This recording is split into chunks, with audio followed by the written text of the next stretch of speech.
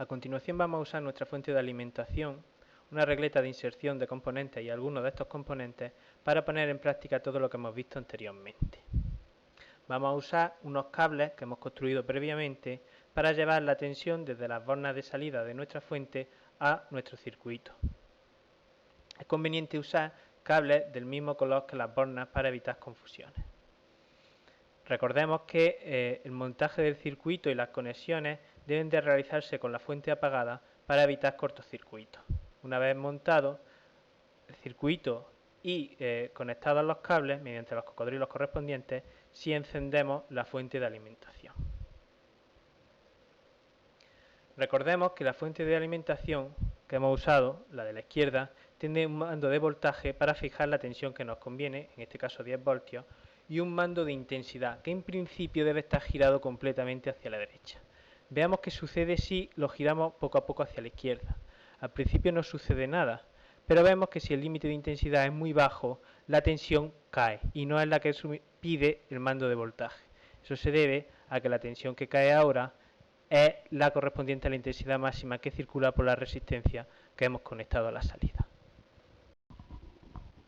Por otro lado, todos sabemos que una fuente de tensión real está compuesta por una fuente de tensión ideal Vs, cuya tensión es independiente de la corriente que circula, y una resistencia Rs. En conjunto, la tensión que se suministra a la carga R2 depende de esta y de la intensidad que circula. Vamos a comprobar si esto es cierto. Para eso vamos a aplicar con el mando de tensión fijo la salida de la fuente de alimentación a tres resistencias, una de valor 50 ohmios, otra de 100 ohmios y otra de 200 ohmios. Sobre la de 50 ohmios tenemos 40 miliamperios de corriente. Sobre la de 100 ohmios tenemos la mitad, 20 miliamperios, pero no ha cambiado la tensión. Realmente ahora, sobre la de 200 ohmios, podemos ver que la tensión tampoco cambia y que la corriente se reduce también a la mitad. La pregunta que nos hacemos entonces es ¿por qué no ha cambiado la tensión al cambiar la carga conectada a la fuente de alimentación, según la expresión correspondiente a un divisor de tensión? La respuesta, como habitualmente sucede, la encontraremos en el manual de instrucciones del fabricante y especialmente en el circuito electrónico del instrumento. En concreto, si nos fijamos en el de esta fuente de alimentación, veremos que conectada a cada una de las salidas existe un circuito integrado de 3 terminales. La numeración de estos circuitos integrados es 7805, 7815 o 7915.